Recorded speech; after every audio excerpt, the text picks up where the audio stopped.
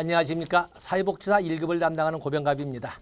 이번 시간에는 17회 사회복지사 1급 국가자격시험에 1교시 2영역 사회복지조사론의 기출문제를 분석해 보도록 하겠습니다. 자, 26번부터 이렇게 진행이 되지요. 그래서 26번에 보시면 실증주의에 대한 설명으로 옳지 않은 것은, 보통 우리가 사회복지조사의 유형 분류를 하면은 목적에 따라서 기술적 조사, 설명적 조사, 탐색적 조사 이렇게 나누기도 하고, 시간의 개념을 가지고 횡단적 조사와 종단적 조사로 나눠보기도 하고, 조사나 연구 대상의 범위를 가지고 전수조사와 표본조사로 나눠보기도 하고 그러지 않습니까?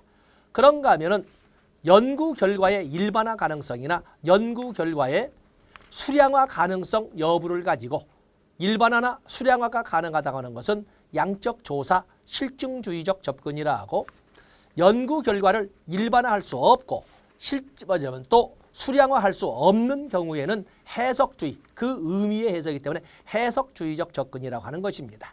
그렇기 때문에 문제는 실증주의라고 나와 있지만 결국에 양적 연구나 양적 조사의 특징을 가지고 출제한 문제라고 볼 수가 있습니다. 양적 연구나 양적 조사와 같은 특징은 모든 연구마다 동일한 도구를 사용을 합니다. 동일한 도구를 사용하기 때문에 연구 결과를 일반화할 수 있고 객관화할 수 있고 보편화할 수 있습니다. 자, 그런 관점으로 보겠습니다. 그에 비해서 해석주의적 접근이라고는 질적 연구나 질적 조사는 연구마다 각기 다른 도구를 사용하니까 연구의 결과는 단지 그 연구만 의미를 부여받는 것이지 일반화할 수 없고, 또 이 실증주의적, 해석주의적 접근은 그 결과를 수량화할 수가 없는 경우에 해석적 방법으로 진행이 되는 것을 말합니다. 한번 보겠습니다. 실증주의. 인간의 행위를 예측할 수 있는 확률적 법칙을 강조한다. 확률적 법칙을 강조한다.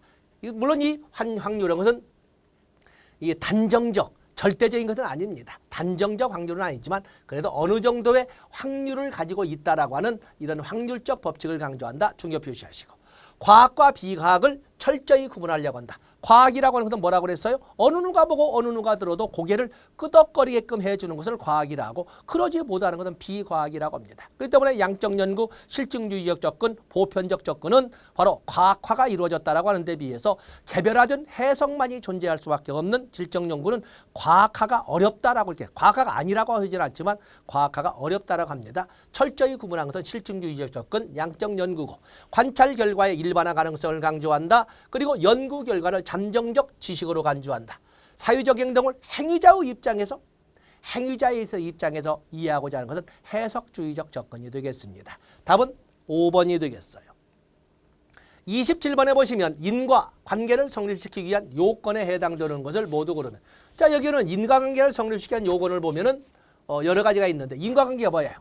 원인과 결과의 관계. 인과관계는 반드시 시간적 선후가 있지 않습니까? 우리가 변수의 관계로 설명을 해보면 원인 변수, 독립 변수를 말하고, 결과 변수, 바로 종속 변수를 말하지 않습니까?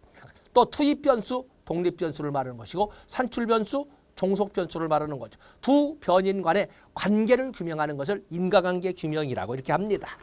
자, 여기는 해당 독립 변수가 종속 변수를 시간적으로 앞세워야 된다. 시간적 선행성. 시간적 선행성입니다. 바로 이것을 조작이라고 합니다. 그래서 실험 연구에서 반드시 지켜야 할 3대 전제 조건의 첫 번째가 시간적 선행성 조작이 필요합니다. 독립 변수는, 원인 변수는, 종속 변수인 결과 변수가 반드시 앞에 있어야 됩니다. 다음에 두 번째가 공변성.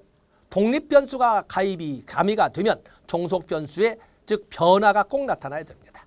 이것을 비교라고 합니다. 변화가 나타나지 않으면 실험의 취소가 돼야 되고 무효가 됩니다. 다음에 경쟁가설 배제 진실성이라고 하는데, 실험 연구는 독립 변수를 가미했을 때 어떤 변화가 나타나는가를 알아보기 위한 독립 변수의 존재성을 확인하고자 하는 거거든요.